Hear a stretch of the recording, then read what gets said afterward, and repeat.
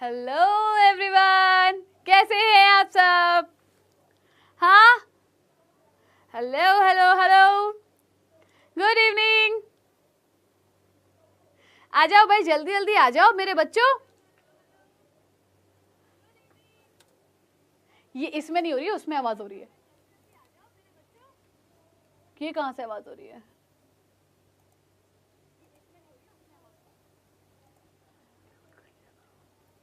हाँ जी हाँ जी हाँ जी, पेज ही हटा दिया तुमने। हाँ जी मेरे बेटो, जल्दी जल्दी आ जाओ भाई, कहाँ हो सबके सब? आ जाओ आ जाओ, फटाफट फटाफट। 1 मिनट दे दो मुझे, 1 मिनट दे दो भाई, 1 मिनट दे दो।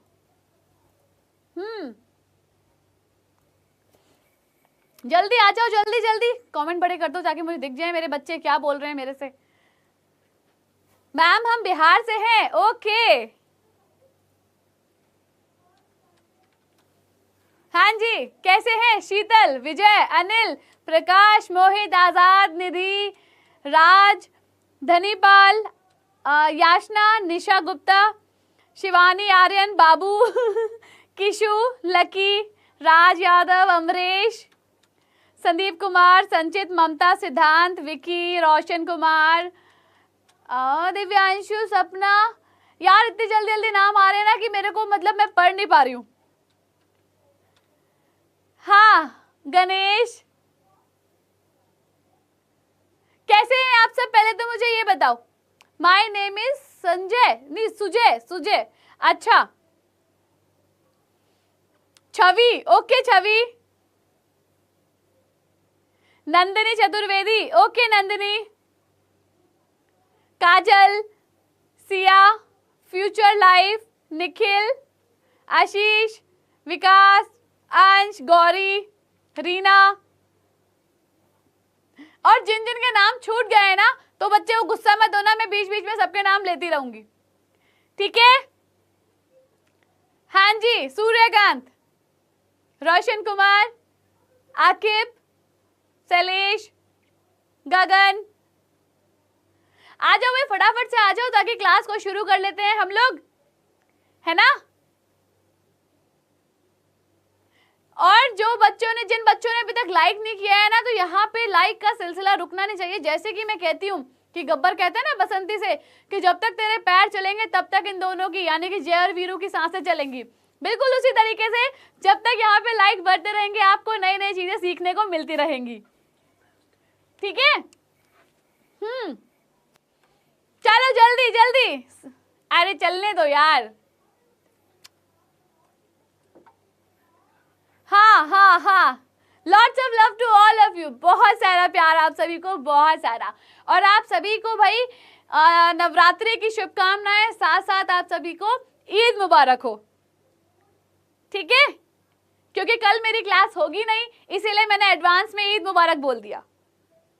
नवरात्रि चल ही रही है ना? चलो भाई शुरुआत कर देते हैं। ओके विपिन, शुरुआत कर देते हैं। हाँ बेटा, सारे बोर्ड के लिए है, परेशान मत हो, सारे बोर्ड के लिए है, ठीक है? चलो शुरुआत कर देते हैं। हम रिकैप देखते हैं कि हमने लास्ट क्लास में क्या बात करी थी, ठीक है? तो लास्ट क्लास में हमने क्या देखा था? हमने देखा था स्वपोषी जीव अपना भोजन खुद बना सकते हैं। देखो आज की क्लास बहुत ज्यादा इंटरेस्टिंग होने वाली है। आप लोगों ने कभी लाइव क्लास में ना एक्सपेरिमेंट्स नहीं देखे होंगे। पहले ही बता रही हूँ कि जो सो जाएगा, जो भाग जाएगा, वो खोएगा, वो पछताएगा। तो यहाँ पर आपको एक्सपेरिमेंट के साथ में सिखाऊंगी, ठीक है? तो यहाँ पर आज जो चैप्टर हम लेक्चर है वो हम एक्सपेरिमेंट के साथ सीखेंगे, तो मिस बिल्कुल भी नहीं करनी है क्लास, ठीक है? हाँ जी, चलो आ जाओ। हरे पौधे और कुछ जीवाणु, इनके कुछ एग्जाम्पल्स में से एक हो जाते हैं, ठीक है? यानी कि इनके उदाहरण हैं। अब इन्हें हम उत्पादक भी कह सकते हैं, स्वपोषी को हम उत्पादक भी कह सकते हैं, ठीक है? स्वपोषी जीव की कार्बन और ऊर्जा की आवश्यकताएं प्रकाश संश्लेषण यानी कि फोटोसिंथेसिस द्वारा पूरी की जाती हैं। यह भी हमने पढ़ा था। इस प्रक्रम को हम कैसे दिखा सकते हैं? हम ऐसे दिखा सकते हैं इस प्रक्रम को। ये जो रिएक्शन है, ठीक है, इस रिएक्शन को ना अपने दिमाग में बैठा लो बिल्कुल, बिल्कुल बैठा लो, ठीक है। तो यहां पर ये इंपॉर्टेंट है, तो इस रिएक्शन को बिल्कुल अपने दिमाग में बैठा लेना। क्या CO2 प्लस H2O से हमें क्या मिला, हमको मिल गया यहाँ पर ग्लूकोज, ठीक है, हमको मिल गया ऑक्सीजन, और यहाँ पे पानी प्लस यहाँ पे ऊर्जा मिल जाती है, यानी कि एनर्जी रिलीज हो जाती है, राइट। चलो आगे बढ़ते हैं। ये ऐसी पत्ती आपने कहीं देखी है अभी? हाँ बताओ मुझे, ये पत्ती आपने कहीं देखी है? हाँ जी मोहित वर्मा, देखिए ये। अरे छवि दीदी को छोड़ो यार, छवि दीदी को छोड़ो, छवि दीदी को भी पढ़ने दो, खुशी आप भी पढ़ो बेटा, जल्दी बताओ ये पत्ती किस किसने देखी है? इसको हम कहते हैं शवलित पत्ती। नहीं देखी तो यहां देख लो, इसको हम कहते हैं शवलित पत्ती, ठीक है। जिसकी वजह से हम क्या करेंगे, हम एक एक्सपेरिमेंट करके देखेंगे, हम एक एक्सपेरिमेंट करेंगे जहां पर हम बात करेंगे कि एक पौधे के अंदर प्रकाश संश्लेषण आखिर होता कैसे है, ठीक है, होता कैसे है। तो यहां पर क्या होता है, जब पत्ती होती है ना, तो पत्ती कैसी होती है, ये देखो कुछ इस तरीके की पत्ती ये बनी हुई है, ठीक है। हमने इस पत्ती का क्या किया, अनुप्रस्थ काट किया, हमने इसको काटा, ये आपकी पत्ती आ गई, ठीक है। इसको हमने क्या किया, इसको हमने काटा। अब जब इसको काटा तो हमने क्या किया, बताओ। इसको काटेंगे तो हमें यहाँ पर क्या है, हमें यहाँ पर कुछ गोल गोल से संरचना यानी कि स्ट्रक्चर्स देखने को मिल जाएंगे। ये लास्ट क्लास में मैंने आपको बताया था लास्ट क्लास में। हाँ बोलो बेटा, लास्ट क्लास में ये चीज हमने सीखी थी ना, ठीक है। अब ये जो गोल गोल से थे, ये बताओ ये क्या होते हैं, इसको बाहर लेकर आए, इस तरीके से ये हमको स्ट्रक्चर मिला है ना, ऐसा स्ट्रक्चर मिला था हमको, जिसके हमने यहाँ पर क्या देखे थे, यहाँ पर गोल गोल छोटे छोटे हमने क्या देखे थे, यहाँ पर कोशिकांग देखे थे। क्या है ये, कोशिकांग है ये, ठीक है। कोशिकांग के बारे में हमने बात करी थी कि इसके अंदर यहाँ कोशिकांग होते हैं, और ये कौन से कोशिकांग होते हैं, क्या कहते हैं इनको, बताओ जल्दी से। वेरी गुड, कोशिकांग। लेकिन क्या कहते हैं इनको भाई, कौन से कोशिकांग होते हैं ये, हाँ बोलो, कौन से कोशिकांग होते हैं, कौन जवाब देगा। तो भाई इनको हम क्या कहते हैं, ये देखो हरित लवक, ये कौन से कोशिकांग होते हैं, इनको हम कहते हैं हरित लवक, ठीक है। यही वो होते हैं जो क्या काम करते हैं, हरा रंग देने का काम करते हैं, और इन्हीं से क्या होता है, इन्हीं से प्रकाश संश्लेषण की क्रिया होती है, सिंपल एंड स्वीट। कोई बात नहीं, लेट हो गए तो कोई बात नहीं, ठीक है, इतनी चीज क्लियर है ना। चलो ये देखो, अगर हम एक पत्ती की अनुप्रस्थ काट को सूक्ष्मदर्शी यानी कि माइक्रोस्कोप के द्वारा देखते हैं, तो ये हमको बहुत ही सुंदर दिखाई देते हैं। ये जो स्ट्रक्चर है ये बहुत ही ज्यादा खूबसूरत सा दिखाई देगा, ठीक है। अब हम ध्यान से देखेंगे तो हमें यहाँ पर कोशिका के अंदर कुछ हरे रंग के बिंदु दिखाई देते हैं, ये हैं, ये हरे रंग के बिंदुओं की बात कर रही हूं मैं, इन बिंदुओं की बात कर रही हूं, ठीक है।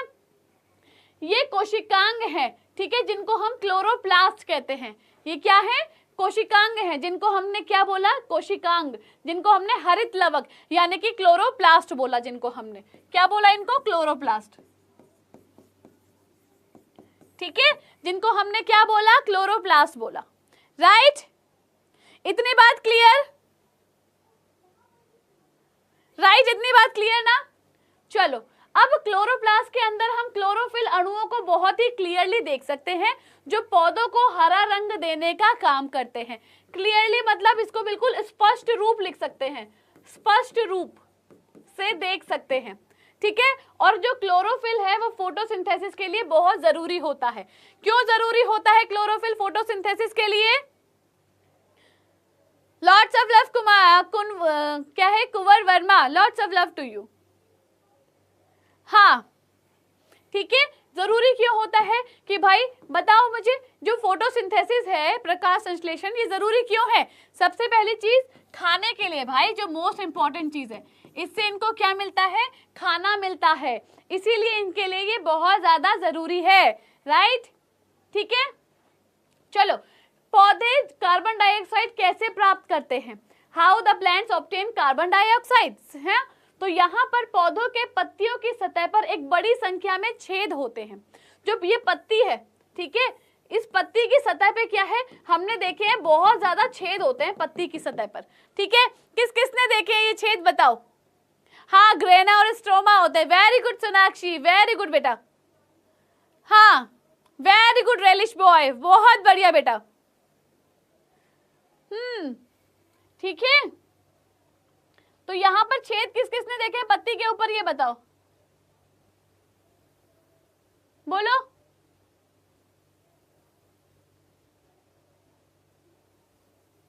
जल्दी बताओ।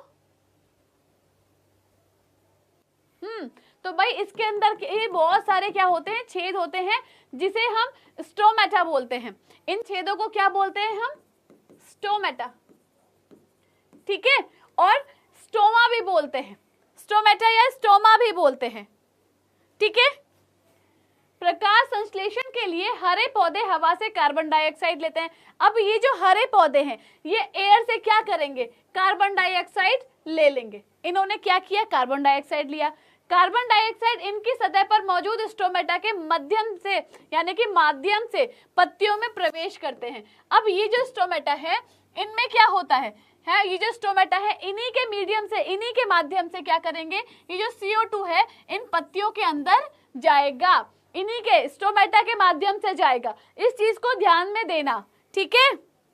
अगर आप माइक्रोस्कोप में इनको देखोगे बहुत क्लियरली नजर आएगा ये आपको, ठीक है, बहुत क्लियरली। अरे यार इसमें क्या समझना है, पत्ती है, पत्ती के ऊपर और नीचे, ये ऊपर का भाग है। अगर मैं नीचे का भाग भी देखूंगी तो वहां पे भी छोटे छोटे डॉट नजर आएंगे। कल दिन में क्या करना है, एक पत्ती को तोड़ लेना। Very good, very good. Stomata CO2 O2 का आदान प्रदान करता है। वेरी गुड बेटा, वेरी गुड, ठीक है। तो यहां पर मैंने क्या बोला, पत्ती है, पत्ती के सतह पर छोटे छोटे ऐसे डॉट होते हैं। ये जो डॉट होते हैं ये डॉट क्या कहलाते हैं, ये डॉट कहलाते हैं स्टोमेटा, ठीक है, जिनको हम क्या बोलते हैं, रंध्र बोलते हैं। इन स्टोमेटा को हमने क्या बोला, रंध्र बोला, ठीक है, रंध्र होते हैं या स्टोमा भी कहा जाता है इनको। अब प्रकाश संश्लेषण के लिए हरे पौधे जो होते हैं वो हवा से क्या करते हैं, ये जो कार्बन डाइऑक्साइड है इसको ले लेते हैं। हमारे उसके वातावरण में क्या है, कार्बन डाइऑक्साइड मौजूद है ना। तो ये हवा से क्या करेंगे, कार्बन डाइऑक्साइड का ले लेंगे और कार्बन डाइऑक्साइड उनकी सतह पर मौजूद यही जो स्टोमेटा है छोटे छोटे गोल गोल गोल गोल, इन्हीं के माध्यम से क्या है, शरीर के अंदर प्रवेश कर जाते हैं। समझ में आ गया। अब थम्स अप करके बताओ ये कितने बच्चों को समझ में आई है, बताओ। कोई नहीं बोलेगा समझ में नहीं आया, बोलो। तो भाई हम इन्हें क्या कह सकते हैं, स्टोमेटा को। स्टोमेटा की अगर डेफिनेशन लिखने को बोलेंगे तो आप क्या लिखोगे कि भाई वास्तव में ये छोटे छिद्र होते हैं जो पौधे की सतह पर पाए जाते हैं, ठीक है। डेफिनेशन क्या लिखोगे, डेफिनेशन के लिए चलो मैं एक पेज जोड़ लेती हूं, ठीक है। डेफिनेशन क्या लिखोगे, अगर रंध्रों की डेफिनेशन आपसे पूछी जाएगी, अगर आपसे पूछा जाता है कि रंध्र यानी कि स्टोमेटा क्या होते हैं तो आप क्या जवाब दोगे, क्या बोलोगे जल्दी से, हाँ क्या जवाब दोगे, आप बोलोगे कि छोटे छोटे छिद्र होते हैं, जो रंध्र होते हैं, रंध्र पत्ती की सतह पर मौजूद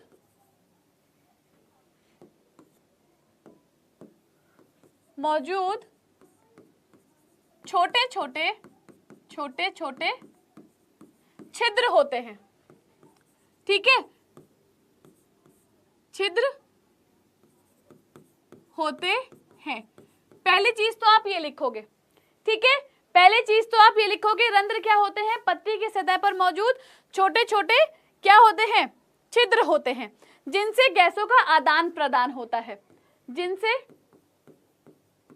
जो गैस होती हैं, है ना, गैसों का आदान प्रदान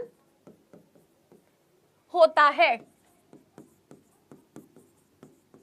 ठीक है, जिनसे गैसों का आदान प्रदान होता है, ठीक है। इतनी चीज क्लियर? डेफिनेशन पूछी जाएगी तो डेफिनेशन में यही बताओगे, पत्तियों की सतह पर मौजूद या पाए जाने वाले छोटे छोटे छिद्र जिनसे गैसों का आदान प्रदान होता है रंध्र कहलाते हैं। ठीक है बेटा, इतनी चीज क्लियर है ना?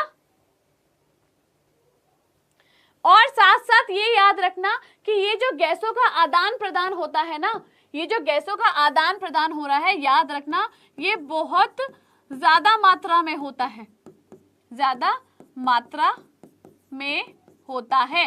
इस चीज को ध्यान में रखना। एक एक चीज लाइन बाय लाइन आपको लिख के बता रही हूं ताकि आप लोग भूलो नहीं। ठीक है, लाइन बाय लाइन बता रही हूं ताकि भूलो नहीं कि बहुत ज्यादा जो गैसों का आदान प्रदान है ये बहुत ज्यादा भारी मात्रा में होता है। ठीक है, इसके साथ साथ रंध्र जो है पत्तियों के साथ साथ और कहां मौजूद होते हैं ये बताओ, बताओ। पत्तियों के साथ साथ रंध्र और कहां मौजूद होते हैं? जल्दी जवाब दो, बोलो बोलो जल्दी। राधे राधे बेटा। अरे सबसे अच्छी बात है, मेरे साथ साथ लिखते चलो, बहुत बढ़िया है। हाँ जी अलमीन, क्या हुआ बोलो, बताओ और कहां कहां मौजूद होते हैं ये? हाँ तने में, अच्छा तने में, जड़ में और पत्तियों में कहां मौजूद होते हैं? ये तने में भी होते हैं, जड़ में भी होते हैं और पत्तियों में भी होते हैं। इस चीज को ध्यान में रखना। ठीक है, इनमें भी पाए जाते हैं लेकिन एक लिमिटेड अमाउंट में होते हैं। ठीक है, लेकिन एक लिमिटेड अमाउंट में होते हैं। सबसे ज्यादा ये कहां पाए जाते हैं? सबसे ज्यादा ये पत्तियों में ही पाए जाते हैं। राइट, इतनी चीज क्लियर? हाँ हाँ भाई, बिल्कुल बिल्कुल अच्छे नंबर लेकर आओगे, यकीन रखो। जैसा मैं बता रही हूं यकीन रखो, ऐसे पढ़ते चलो, कोई भी ऐसी दिक्कत नहीं आएगी आपको जो आपको 95 प्लस लाने से रोक सके। ये मेरा प्रॉमिस है आपके लिए। बस आप लोग मेरे साथ बने रहो, इसी तरीके से अपना भरोसा दिखाओ। जैसे मैं कहती हूँ बिल्कुल वैसे पढ़ते चलो, कोई भी ऐसी चीज नहीं है, रुकावट नहीं होगी जो आपके 95% मार्क्स लाने से रोक दे आपको। बस मेरे कहने पे चलो, इतना प्रॉमिस कर दो मेरे को। 95% मार्क्स मेरी गारंटी है आपके लेकर आना,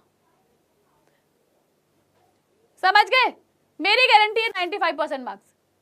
बस पढ़ाई अच्छे से करो बेटा। पीडीएफ आपको जो है ना टेलीग्राम चैनल पे मिल जाएगी, वहां जाके ज्वाइन कर लो। ठीक है, अब चलो, हमने बोला कि इनसे गैसों का आदान प्रदान हो रहा है, ये तो बहुत अच्छी बात है, बहुत अच्छी चीज है। अरे भाई मेरा पेन गिर गया। हमने कहा गैसों का आदान प्रदान हो रहा है, बहुत अच्छी चीज है, लेकिन इसके साथ साथ यहाँ पर एक और चीज आती है। हाँ जी गरिमा, क्या हुआ? इसके साथ साथ इन रंध्रों से क्या होता है? जल की हानि भी होती है। ठीक है, जल की हानि भी होती है, जिसको हम क्या कहते हैं? वाष्पोत्सर्जन कहते हैं। ठीक है, जिसको हमने क्या बोला?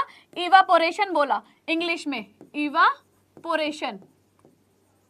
यानी कि जो पत्तियां होती हैं इनसे जल का बाहर निकलना वाष्प के रूप में, पत्तियों का जल से बाहर निकलना वाष्प के रूप में। भाई यकीन रखो, यकीन रखो, अपने टीचर पे भरोसा रखो, आपके 95% मार्क्स कहीं नहीं गए। बस जैसा कहती हूं वैसे पढ़ते चलो, बस समझ गए? ठीक है, तो इससे क्या होता है? जल की हानि होती है, पानी भी बाहर निकलता है, और कभी कभी इसकी वजह से क्या होता है? जो पेड़ होता है उसकी मृत्यु हो जाती है। थैंक यू सो मच कि आप मेरे पे भरोसा करते हैं, इसके लिए लव यू, सबको बहुत सारा लव यू। ठीक है, तो इसकी वजह से क्या होता है? वाष्पोत्सर्जन की वजह से क्या होता है? कभी कभी जब ये ज्यादा अमाउंट में पानी लीक हो जाता है, ठीक है, पानी की हानि हो जाती है। ठीक है, तो इससे क्या होता है? पेड़ जो होता है या कोई पौधा है उसकी मृत्यु हो जाती है। राइट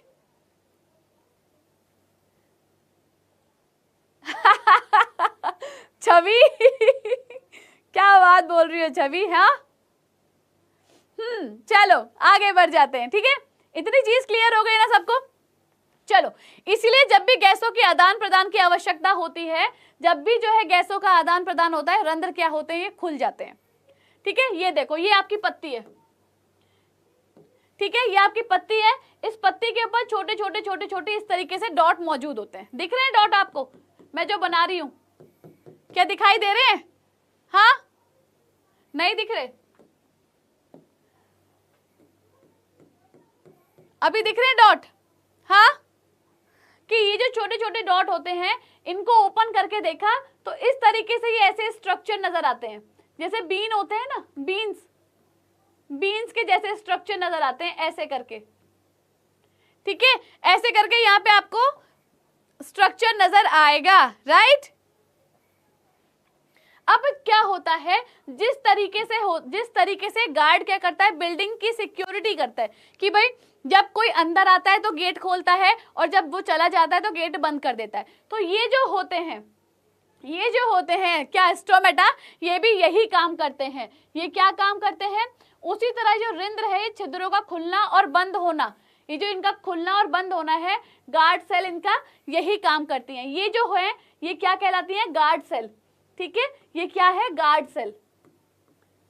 ठीक है, गार्ड सेल कहते हैं इनको। ये भी वही काम करती हैं कि भाई साहब जब इनको गैसों का आदान प्रदान करना होता है खुल जाती हैं, जब गैसों का आदान प्रदान नहीं करना होता है तो ये बंद हो जाती हैं। ठीक है भाई, मुझे भी जो है खाना बनाना है घर जाके, मैं भी बनाऊंगी। Thank you so much Garima Yadav, thank you बेटा। अरे मेरा बेटा द उड़ान, बेटा चैप्टर तो कंप्लीट होने दे मेरे बेटा, तभी तो मैं यहाँ पे करूंगी। क्या हुआ नंदिनी? तभी तो यहाँ पे आपका टेस्ट लिया जाएगा। जब चैप्टर ही यहाँ पे कंप्लीट नहीं हुआ है तो आपको बताओ टेस्ट कैसे ले लूं? हाँ चलो आगे बताती हूँ। जब गैसों के आदान प्रदान की आवश्यकता होती है तभी ये क्या होते हैं? रंध्र खुलते हैं। ठीक है, इनका अगर मैं डायग्राम बनाऊंगी तो डायग्राम कैसा बनेगा, ये देखो डायग्राम कैसा बनेगा।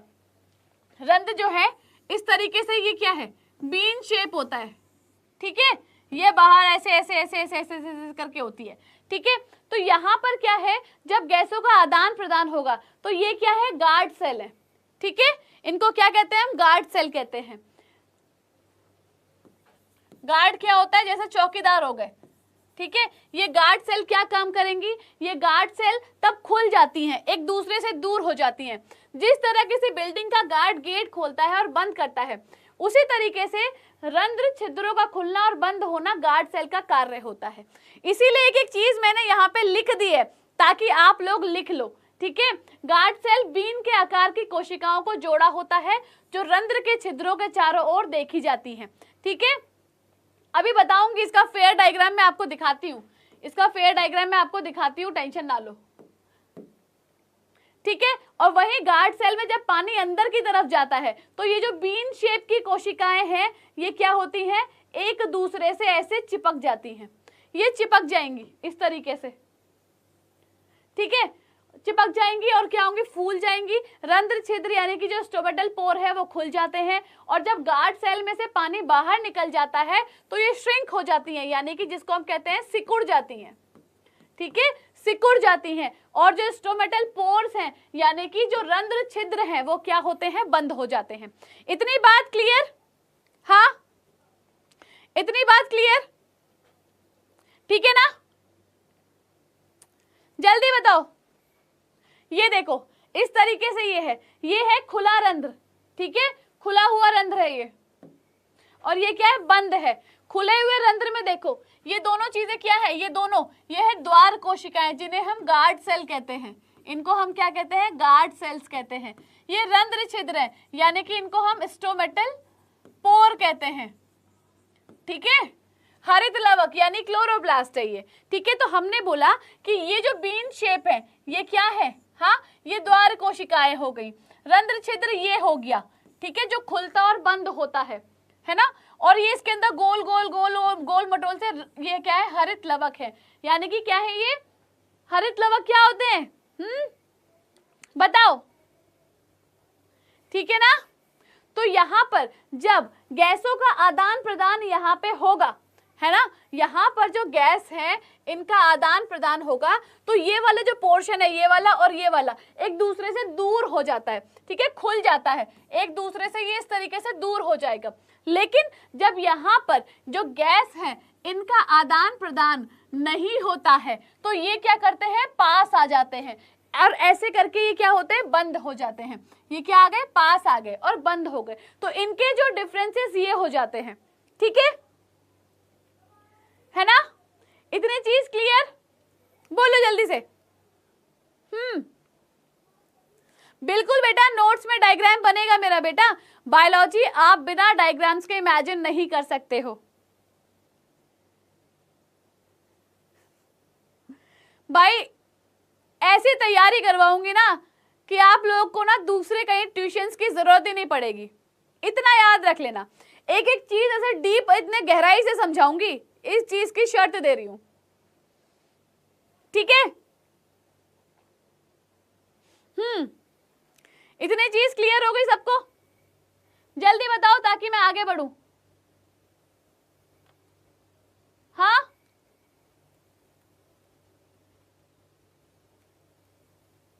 बोलो जल्दी से। चलो आगे बढ़ जाते हैं। अब आता है परपोषी और विषमपोषी। अब मुझे बताओ परपोषी और विषमपोषी क्या होते हैं। परपोषी और विषमपोषी क्या होते हैं। हाँ भाई देखो, अगर मैं परपोषी लिखती हूं, परपोषी, ठीक है, तो ये क्या होता है, ये पर प्लस पोषी में क्या होता है, डिवाइड हो जाता है, ठीक है। पर मतलब क्या हो गया, दूसरा, ठीक है, और पोषी मतलब क्या हो गया, जिससे हम पोषण ले रहे हैं, जिससे हमने क्या लिया, पोषण ले रहे हैं। तो ये इसका मतलब क्या हो गया, किसी दूसरे से पोषण लेना, किसी दूसरे से पोषण लेना, ठीक है। वेरी गुड, यही मैंने बोला, किसी दूसरे से पोषण लेना, राइट। बिल्कुल। विषम, अगर मैं विषम लिखती हूं तो विषम का मतलब ही क्या होता है, दूसरा, ठीक है, या अलग, ठीक है ना। तो इसमें भी क्या हो गया कि किसी दूसरे से पोषण लेना, है ना। चलो अगली चीज कि भाई यहां पर क्या होता है, हमने बोला कि यहां पर जो हरे पौधे होते हैं, हरे पौधों को छोड़कर बाकी सारे होते हैं, बाकी सारे जीव यहां पर इंक्लूड होते हैं। सिर्फ और सिर्फ हरे पौधे नहीं होते हैं, है ना। हाँ, ये अपना भोजन खुद नहीं बनाते हैं, ठीक है। ये जो होते हैं अपना भोजन खुद नहीं बनाते, अपना भोजन स्वयं नहीं बनाते, ठीक है। अपना भोजन ये है, स्वयं नहीं बनाते हैं, दूसरों के ऊपर निर्भर रहते हैं, राइट, है ना। चलो आगे बढ़ जाते हैं, ठीक है। अरे बाप रे, अरे बाप रे, ये क्या आ गया, आप लोगों की भारी डिमांड पे क्लास 10th के लिए सोशल साइंस कौन लेकर आ रहा है। हाँ, यहां पे आप यूरोप में राष्ट्रवाद का उदय पढ़ेंगे, ठीक है, जिसको फ्रांसीसी क्रांति भी है, ठीक है, फ्रांसीसी क्रांति। आप क्या पढ़ेंगे, यूरोप में राष्ट्रवाद का उदय और फ्रांसीसी क्रांति। ये क्लास आपको कल शाम को 7 बजे मिलेगी, ठीक है, ओके। ये क्लास आपको कल शाम को 7 PM कब मिलेगी, 7 PM पे मिलेगी, याद रखना, कल शाम को 7 बजे, ठीक है, ओके। तो ये आपको कल शाम को 7 बजे मिलेगी, ठीक है। योगेंद्र सर आपको ये आपको पढ़ाएंगे, ओके, हाँ जी। चलो बहुत बढ़िया, आगे बढ़ जाते हैं। परपोषी और विषमपोषी की जब हम बात कर रहे हैं तो यहां पर और क्या बात करेंगे हम। हाँ, यहां पे और क्या बात करोगे आप, तो इसकी अगर डेफिनेशन लिखने को आपके पास आएगी तो डेफिनेशन क्या लिखोगे, ये ऐसे जीव होते हैं, ये ऐसे जीव होते हैं, जीव होते हैं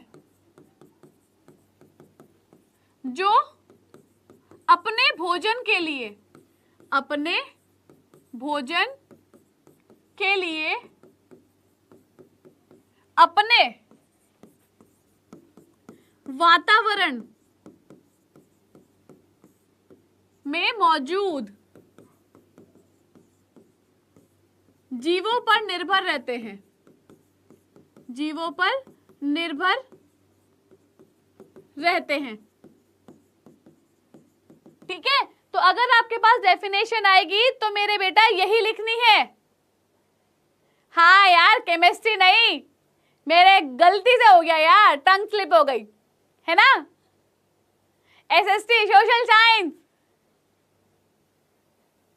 देखो, जरूरी नहीं है कि आप 18 घंटे 15 घंटे पढ़ाई करो।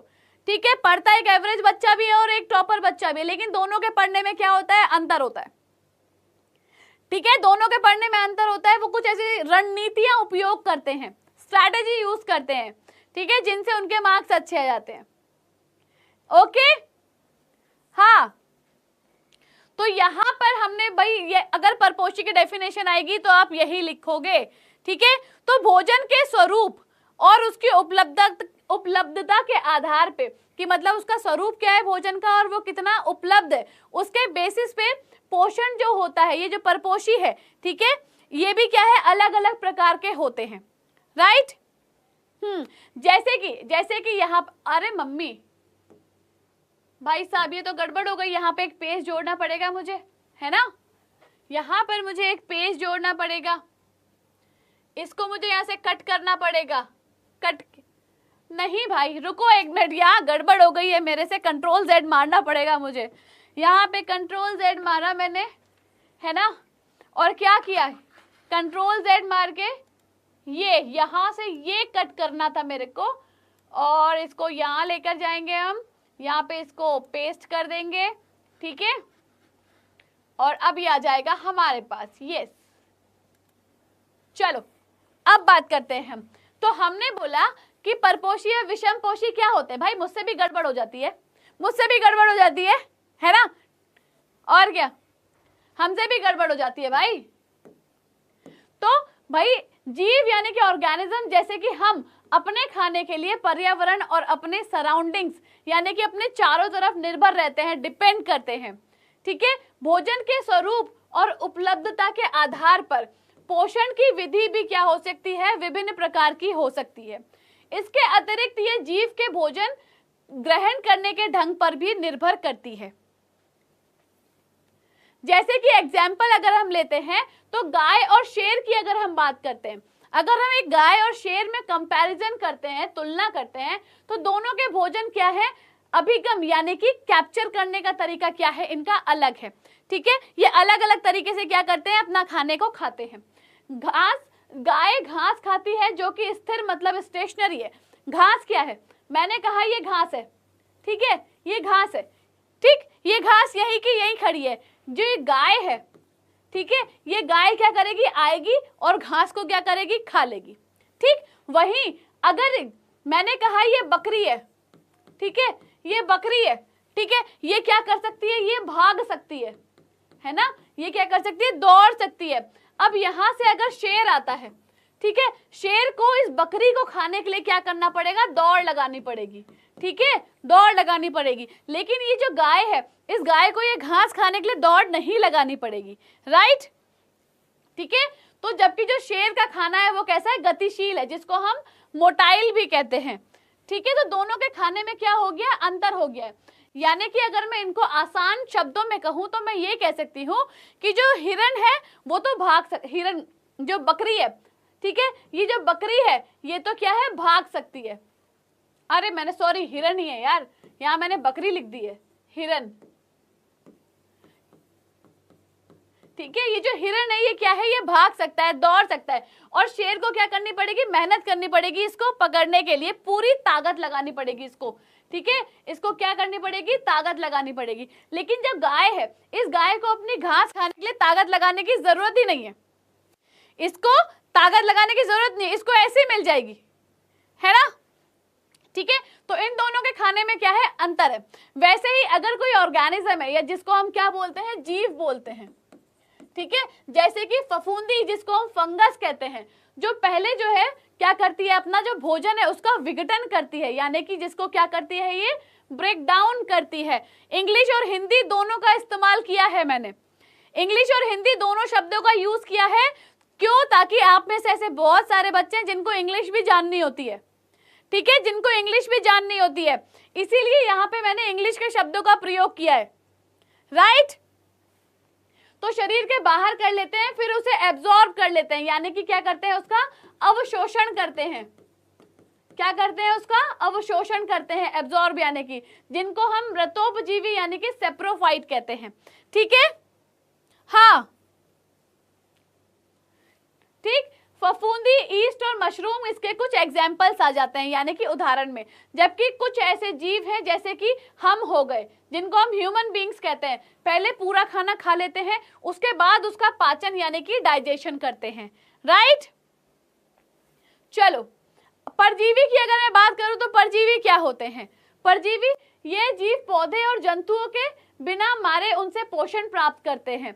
इस तरह के पोषण को परजीवी पोषण या पैरासिटिक न्यूट्रिशन कहा जाता है। ये जीव क्या करते हैं, किसी जीव को मारते नहीं है, उसके ऊपर जाते हैं, बैठ जाते हैं, मस्त तरीके से उनसे अपना खाना लेते हैं, अपनी पार्टी बनाते हैं। अल्टीमेटली कह सकते हैं ये पार्टी एनिमल्स होते हैं। क्या बोल सकते हैं हम, ये पार्टी एनिमल्स हैं। राइट। तो ये क्या काम करते हैं, बिना किसी को नुकसान पहुंचाए उनके पास जाते हैं, उनसे खाना ले लेते हैं, ठीक है, अपना पार्टी बनाते हैं और वापस आ जाते हैं। ठीक है, हाँ जी बेटा, पूरा आपकी बुक से ही है, एक एक शब्द आपकी बुक से है, बुक से बाहर कहीं भी नहीं है। बस मेरा लिखने का तरीका अलग हो सकता है। ठीक है, बस मेरा लिखने का तरीका अलग है। तो ये क्या है, पार्टी एनिमल्स है। ओके, ये क्या काम करते हैं भैया, उनको मारते नहीं है और उनसे पोषण प्राप्त कर लेते हैं और मस्त रहते हैं। जैसे कि हम अमर बेल का एग्जाम्पल लेते हैं। ठीक है, किलनी हो गई, जू देखा है, बालों में जू पड़ जाती है ना, जू पड़ जाती है ना, मम्मी भी निकालती है और मारती है उनको। लीच हो गई, ठीक है, और फीताकृमि, ये क्या है, ये पैरासिटिक न्यूट्रिशन के एग्जाम्पल्स है, यानी कि ये क्या है, परजीवी के एग्जाम्पल हैं। राइट। ओके, हाँ। तो अब इसके साथ साथ ऐसे भी होते हैं कि भाई जिनका खाना खाने का तरीका क्या है, सभी ऑर्गेनिज्म से अलग होता है। ठीक है, इसी वजह से उनका जो पाचन तंत्र है यानी कि जो डाइजेस्टिव सिस्टम है वो भी क्या होता है, दूसरों से अलग होता है। ठीक है, हर एक का डाइजेस्टिव सिस्टम, अगर मैं गाय की बात करती हूँ तो गाय का जो डाइजेशन प्रोसेस है यानी कि जो उसका पाचन तंत्र है वो कैसा है, हम मनुष्य से अलग है। रैबिट यानी खरगोश की बात करती हूँ तो खरगोश का क्या है, अलग है। हाँ जी ममता देवी, मैंने देखा नहीं बेटा, देखा नहीं। राजू शर्मा, बेटा अगर आप इतना कुछ लिखने के बाद इतना पूरी थ्योरी मैंने यहाँ पे लिख दी है, थ्योरी लिखने के बाद भी जो बच्चा ये कह रहा है ना कि समझ में नहीं आ रहा है, तो भाई आई एम सॉरी, मैं हेल्पलेस हूं आपको समझाने के लिए, क्योंकि थ्योरी लिखी है पूरी बोर्ड के ऊपर, मैं वही समझा रही हूं। उसके बाद भी अगर आप यह बात बोलोगे समझ में नहीं आया तो क्या बोला जाएगा? हाँ क्यों, बताओ मेरे को, अब जवाब दो। इतना तो थ्योरी में आप लोगों के चक्कर में लिख के लाई हूं, वरना अगर आप मेरे 12th क्लास की जो आप देखोगे ना, 12th क्लास में पढ़ाती हूँ तो मेरी जो शीट्स होती है ना ये पूरी ब्लैंक होती हैं, वहां जाके मैं हाथ से लिखती हूँ। आप लोगों के लिए मैं लिख के लेकर आई हूँ कि ताकि आप लोग अभी नए नए क्लास में आए हो तो आप लोगों को दिक्कत ना हो समझने में। ठीक है, yes exactly Suman Kumar, don't fear because Doubtnut is here. आपके टीचर्स आपके साथ हैं तो बिल्कुल बेफिक्र रहो। ठीक है,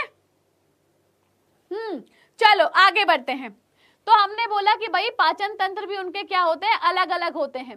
तो अगर मैं यूनिसेलुलर ऑर्गेनिजम्स की बात करती हूँ तो यूनिसेलुलर ऑर्गेनिजम्स क्या होते हैं हमारे, जो एक कोशिकीय होते हैं, जो एक कोशिकीय होते हैं, है ना। दो तरीके के होते हैं, एक तो एक कोशिकीय आ गए हमारे, जिनको हम क्या बोलते हैं, यूनिसेलुलर ऑर्गेनिज्म बोलते हैं, unicellular organism.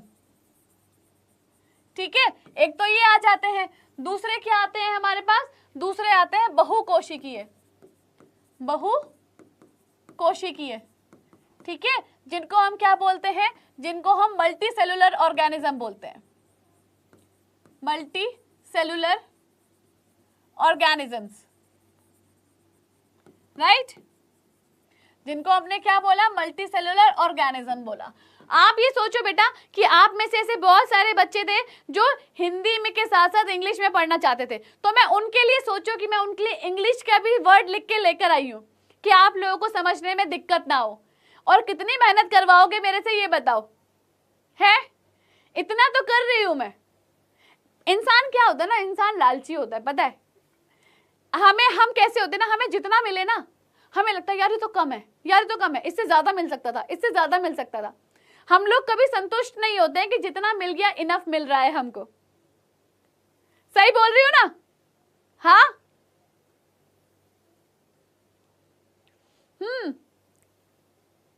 Amoeba paramecium, very good, yes yes, amoeba और पैरामीशियम। ठीक है, तो अगर मैं इस एक कोशिकीय का एग्जाम्पल लेती हूं तो यहां पे मैं क्या लिखती हूं, अमीबा। ठीक है, यहां पे मैं एग्जाम्पल लेकर आती हूं अमीबा का।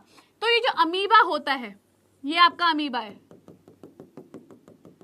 तो ये अमीबा क्या होता है, ये अमीबा एक कोशिकीय जीव होता है ना? ये क्या है, एक कोशिकीय जीव होता है। ये क्या काम करता है, ये इसकी सतह है, इसकी ये जो सतह है ना, इसी से क्या करता है, सतह से ये भोजन लेता है। ठीक है, अपनी सतह से क्या काम कर रहा है, ये भोजन ग्रहण करता है। ठीक है, उंगली जैसी यहाँ पे क्या होती है, अस्थायी प्रवर्ध निकलते हैं। यहाँ पर उंगली जैसे अस्थायी प्रवर्ध ऐसे बन जाते हैं, इनको हमने क्या बोला, अस्थायी प्रवर्ध।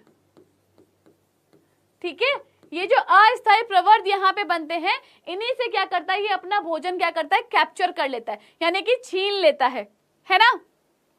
राइट,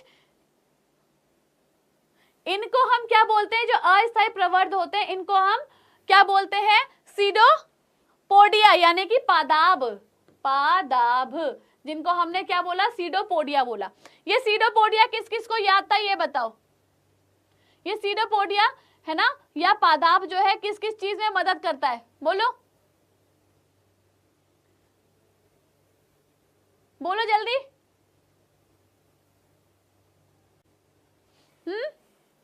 ये भाई इसकी गति में भी मदद करता है, ये गति में यानी कि इसकी मूवमेंट में मदद करता है, भोजन के खाने में मदद करता है। सोचो ये इसकी कितनी मदद कर रहा है, सोच के देखो कितनी मदद कर रहा है। बेटा जब भी बैच शुरू होगा आपको पता चलेगा। ठीक है, तो इसी की तरह यहाँ पे एक और एग्जाम्पल आ जाएगा आपका, क्या आ जाएगा आपके पास, पैरामीशियम भी ऐसी आ जाता है। अगर मैं अब बात करती हूँ मल्टी सेलुलर ऑर्गेनिज्म की, तो मल्टी सेलुलर ऑर्गेनिज्म में कौन आते हैं, मल्टी सेलुलर में आते हैं हम, यानी कि मनुष्य। ठीक है, मल्टी सेलुलर में आ गए हम यानी कि मनुष्य। तो चलो इसको समझते हैं मानव पाचन तंत्र में, यानी कि ह्यूमन डाइजेस्टिव सिस्टम के अंदर इसको समझने की कोशिश करते हैं कि इसमें कौन कौन सी अंग प्रणालियां आती हैं। ठीक है, तो इसको समझने के लिए हम क्या करते हैं, हम इसको समझने के लिए सबसे पहले एक एक्सपेरिमेंट करते हैं। ठीक है, और चलते हैं लैब के अंदर।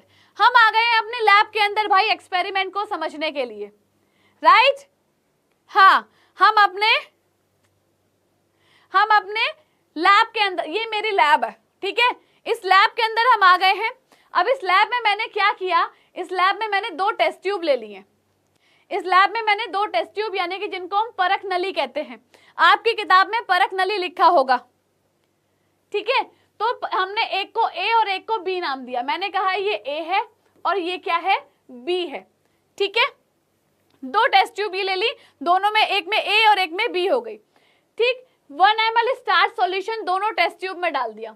इन दोनों में क्या डाला हमने, 1 ml स्टार्च सॉल्यूशन। ठीक है, दोनों में डाल देते हैं। अब टेस्ट ट्यूब ए में क्या है, हम 1 ml लार डालेंगे। ठीक है, ये टेस्ट ट्यूब ए है, इसमें हमने 1 ml जो लार है, यानी कि जिसको हम क्या कहते हैं, सलाइवा कहते हैं, लार, जो हमारी सलाइवा है ना, सलाइवा यानी कि हमारे थूक में होता है। ठीक है, तो इसमें हमने क्या किया, स्टार्च तो डाला हमने, प्लस हमने यहाँ पर लार भी डाल दी। ठीक है, दोनों चीजें डाल दी है ना। अब क्या हुआ, इसमें ये डाल दी। अब यहाँ पे क्या हुआ, दोनों टेस्ट ट्यूब को 20 से 30 मिनट के लिए छोड़ देंगे। अब दोनों टेस्ट ट्यूब में कुछ बूंदे आयोडीन डालेंगे। ठीक है, दोनों में क्या किया, आयोडीन। इसमें क्या था, स्टार्च प्लस आयोडीन। ठीक है, इसमें क्या था, इसमें starch plus iodine plus saliva यानी कि लार। ठीक है, दोनों को छोड़ दिया हमने कुछ देर के लिए, राइट? इतनी बात समझ में आई?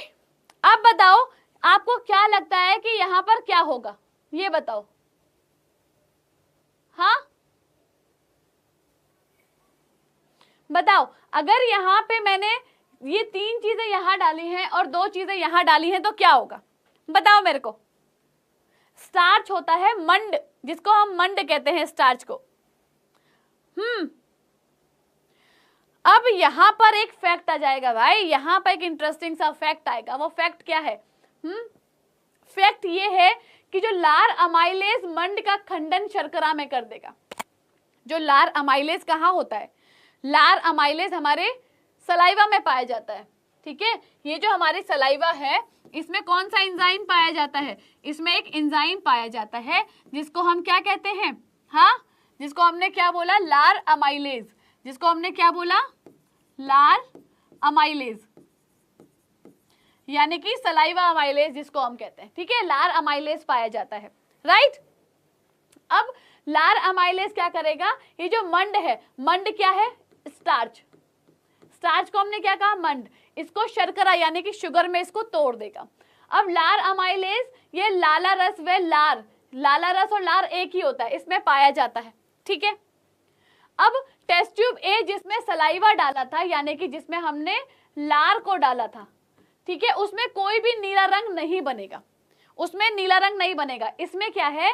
कोई भी नीला रंग नहीं बनेगा, क्योंकि यहां पर सलाइवरी अमाइलेज स्टार्च को शर्करा यानी कि माल्टोज में क्या करेगा? बदल देगा।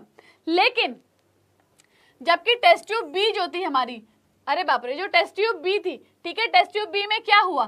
टेस्ट ट्यूब बी में नीला रंग बनेगा, क्योंकि स्टार्च की उपस्थिति जो है उसको नीले रंग में बदल देगी। जो स्टार्च की उपस्थिति होगी उसकी वजह से वो क्या होगा? नीले रंग में बदल जाएगा। इस एक्सपेरिमेंट से हम ये पता लगा सकते हैं कि लार में लार अमाइलेज होता है और यह मंड का खंडन शर्करा में करता है। ये इंपॉर्टेंट पॉइंट यहाँ पे मैंने लिखा है, याद रखना, इंपॉर्टेंट है ये।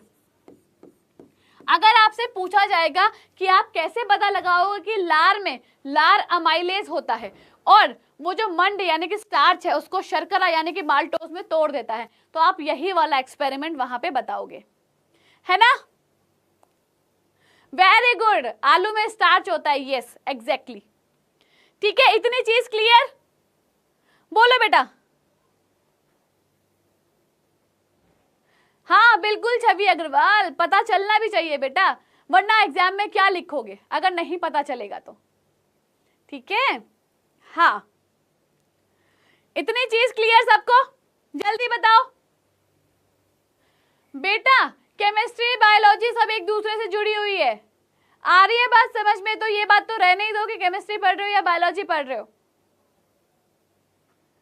हाँ, चैप्टर खत्म होगा तो आपको नोट्स मिल जाएंगे हैंड रिटन, परेशान मत हो। हैंड रिटन नोट्स जो है मैं आपको दे दूंगी चैप्टर खत्म होने के बाद, ठीक है? राइट?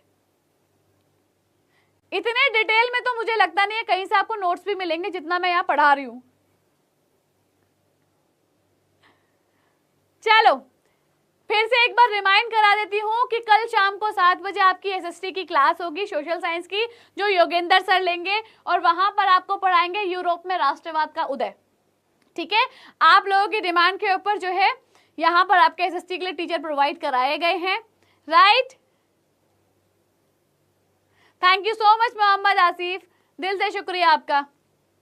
हाँ योगेंद्र जी, ठीक है, योगेंद्र जी पढ़ाएंगे आपको, राइट? चलिए, और इसी के साथ आज की क्लास का यहाँ पे समापन करते हैं।